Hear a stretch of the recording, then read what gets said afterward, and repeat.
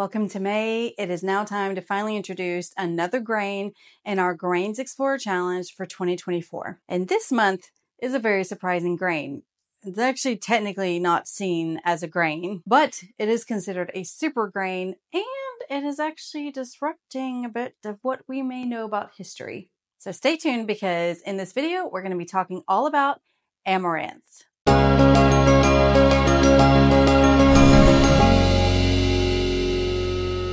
Hey y'all, welcome back to Grains and Grit. My name is Felicia, and on this channel we talk all things real whole grains, all from a biblical perspective. So for those of you who are new, we are doing the Grains Explorer Challenge for the year of 2024, which means that each and every month I'm going to be introducing a new grain that is possibly new to you to help us expand our horizons and kind of, in a way, encourage us to try out grains that you may have not tried before, or maybe you haven't even heard about. Every month I post a Meet the Grain video to introduce that grain for that month, and you can certainly follow along. You can follow us on Instagram, here on YouTube, however which way you like it.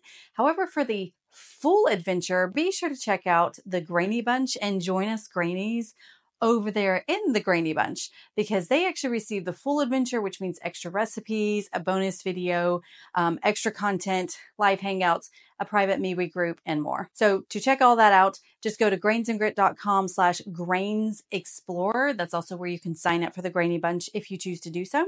And in the meantime, if this is kind of your first video, be sure to check up here with the playlist, wherever it may be, to catch up with all the grains that we have been doing this year. Now, as always, what we'll be covering this video is first a general overview and history of amaranth, the nutritional benefits, what amaranth is generally used for today, and then we're going to wrap it all up with how you can actually use this fascinating little grain in your kitchen at home. Now, first, be sure to comment below about your experience with the amaranth. Have you heard of it? Are you familiar with it? Have you used it? What are your favorite recipes? All the things, let us know in the comments below. So first up, let's talk about a general overview and history of amaranth. And I have to say, when researching this, it truly is fascinating. I say that every month, but it is, because I learn things every single month, and it's truly amazing to see God's design, especially when it comes to his grains. Now, first and foremost, amaranth is technically, by our modern scientific classification standard, is not considered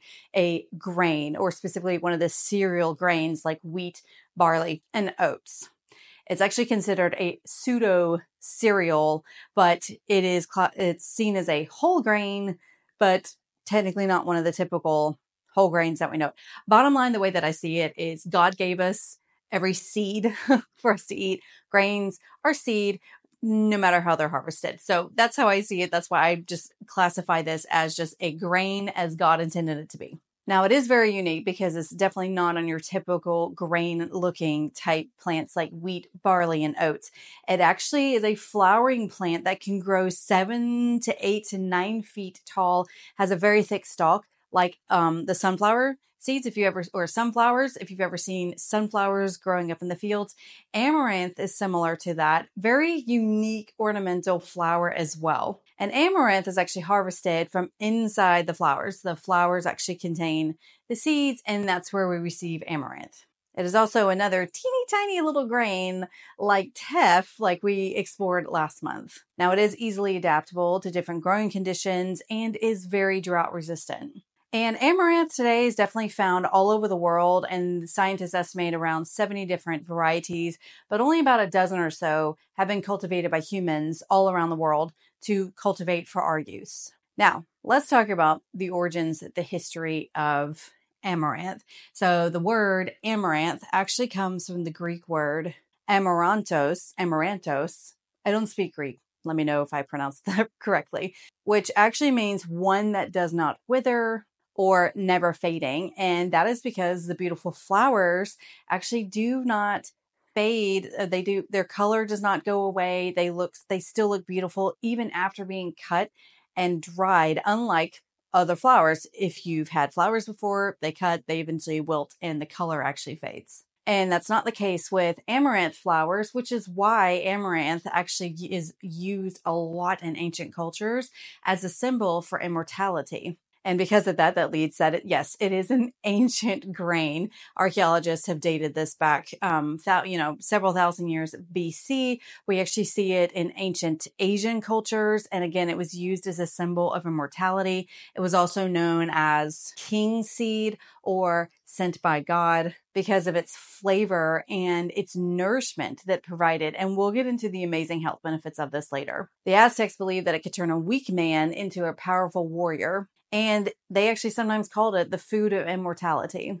It is mentioned in Aesop's Fables, which was written in 6th century BC. It is also mentioned in Milton's Paradise Lost, which was written in the 1600s. And I will have to post this maybe here of the poem, especially in Aesop Fables, because I thought it was extremely beautiful. So feel free to pause this video to read it here because I really, really liked it. In ancient Central America, it was actually a crucial crop for the Aztecs, which may surprise you because many of us do not associate amaranth with Mexican food like we do with the corn and the beans, which we know was an ancient food of the Aztecs. But it was a very important crop to the Aztecs. It was mainly used in religious ceremonies. They would consume it, but it was mainly used for religious purposes, religious ceremonies, and not necessarily for daily regular consumption like they did with the maize and the beans and all the other things that they ate. Now, while it was a very important crop for the Aztecs, it was also a very important crop in Asia, which leads to the historical controversy here. Or not really controversy, but a bit of a historical dilemma that archaeologists and scientists have kind of come across thanks to this little teeny tiny little grain. Now, I don't know about you, but I was basically raised believing that there was not really transoceanic trade and things like that going on before Columbus. We all hear the story of Columbus, being in Europe, and then he came over here, discovered the new world, surprise! We have a new continent, all of that stuff. And therein, the Europeans met with the Central Americans, the North Americans, South Americans. That's what I was taught a lot. And I wasn't really taught anything about the other side. Like, was there trans-Pacific Ocean trading and things like that? Most of the time, I just know I was generally under the impression that the continents did not trade with each other really until after Columbus. But one thing that scientists and archaeologists have found is that they do believe that the origins of amaranth were based in Mexico, Central America, that type of area. But they've actually compared that to the amaranth that is found in Asia. The fact that it dates back so long ago, again, BC. This is well before Columbus sailed in 1492. And they are finding amaranth in Asia. They once believed that maybe these were different species, but they've actually compared them and they are very, very, very, very, very similarly related. They are very close to each other. And there's not as much variety of amaranth in Asia as there is in Mexico, Central America, and South America, which has led them to actually be open to the fact that there actually was possibly transoceanic trading from Asia to Central and South America way long ago. And that's how Asians got amaranth because of the reason that there is no huge variety. There's more variety in Central and South America. That's why they believe that is where amaranth originated from. But this is kind of causing a stir in history because this possibly is proof that, people were actually going across the Pacific Ocean from Asia all the way over here to Central and South America way before our modern archaeologists and historians believe. And I find that very fascinating. And I do believe my husband and I both were talking about this, and he absolutely believes this is totally possible and was true, even back when King Solomon was king, because think of the wealth that Solomon had.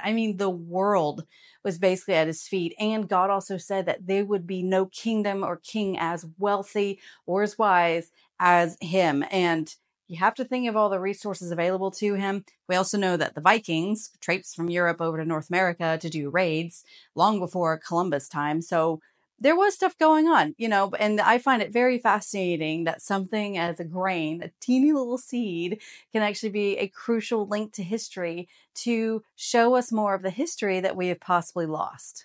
So that might be very boring to you if you absolutely hate history, but I love history. And so this was completely fascinating to me. Now, again, I was surprised that amaranth was so popular in Central and South America because it's typically not seen as that popular today. And that's mainly because when the Spanish conquistadors came over to South America and Central America, they actually banned amaranth, but it did survive.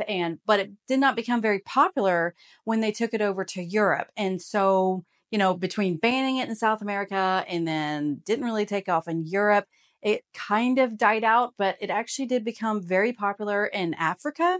And it's also common in Caribbean food as well. So it's still there, but the popularity kind of died off a little bit. But it is coming back, which leads us to the actual number 2, the health benefits, the nutritional value of amaranth. And this is where it truly shines as a super grain. Like many of the other pseudo cereals, like quinoa, they're considered very, very high a protein power punch. They are super grains when it comes to protein. So if you're new here, just remember that wheat is king of the grains, but it actually is slightly deficient in 4 of the essential nutrients that we need. And lysine, some protein, is actually part of that. It is not a complete protein. You got to pair it with other things like beans to actually make it a complete protein. Amaranth and other pseudo cereals are actually complete proteins. They contain all of the 9 essential amino acids that are needed. So if you are vegetarian or vegan, you do not have meat, this is definitely a grain that you want because of the protein. You will not be lacking in your protein. It is a wonderful grain for that. And to give you a bit more perspective of the amount of protein, it's around 14% protein, which is double that of rice and corn. In fact, researchers in Guatemala actually found it to be one of the most nutritious plant-based proteins that we have, or at least know of today. So again, if you're not really a meat eater, this is definitely a grain that you need to have in your arsenal to be able to give you this very essential protein that is needed. Now, as you probably guessed, being a pseudo cereal, it is a naturally gluten-free grain. So those who may need to stay away from gluten or for whatever reason you're choosing not to have it, this is an excellent grain to have while still having the nutritional power punch. And a great thing about amaranth is researchers in Mexico back in 2008, and this was published in a journal, they were the first to report that amaranth actually has lunacin, however you pronounce it. This is how it's spelled. It is a peptide that is actually found in amaranth.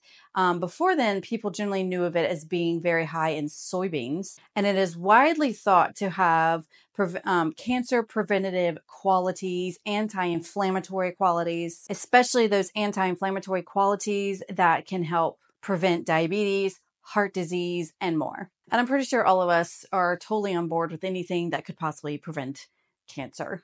I know I am. Now, as a whole grain, this is why it is classified as a whole grain, is it does have a lot of the nutrients that typical whole grains do have. It has greater or less than 10% of the recommended daily value of protein, fiber, iron, selenium, and B vitamins, specifically the B6 strand of B vitamins. And is actually greater than or equal to 20% of the recommended daily intake of magnesium and phosphorus, and contains half of the daily recommended value of manganese, which actually is needed to help you break down protein and other macronutrients. So to give you a bit of a serving size idea here of what amaranth contains, about a quarter cup of uncooked amaranth, which is generally considered a serving, contains about 180 calories, 3 grams of fiber, and 7 grams of protein. So pretty cool, huh? Pretty cool little super grain that we have here. So to recap, remember, if you are definitely not a meat eater and you're needing a good source of protein, this is an excellent grain to use. All right, now what is amaranth used for today? This is number 3. Traditionally, is actually a pretty popular breakfast porridge in places like Mexico, Nepal, India, and Peru. The entire plant is actually used. The leaves are actually used more as a vegetable and can be seen in Caribbean, African, and Asian cuisine. Of course, the seeds can be eaten whole or milled into flour for consumption for you to eat. And then the flowers are generally used as decoration. Now, thanks to the rise of a whole gluten-free aspect in the Western cultures like the United States, it is becoming far more popular of a grain due to its gluten-free qualities. Now, fascinating is according to the NIH, which is the National Institute of Health here in the United States, it is actually widely used in the pharmaceutical industry to produce medicinal products to help combat diseases such as ulcers, such as stomach ulcer, tuberculosis, as well as antiseptic, antifungal, and anti-inflammatory preparations. Found that pretty fascinating.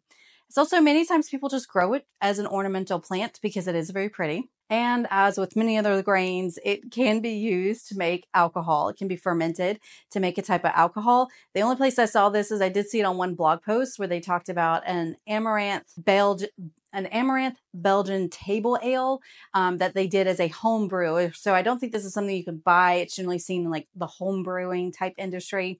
And they said it was actually pretty delicious. Now, last but not least, how to use amaranth in your kitchen. So you've got some, now how to use it.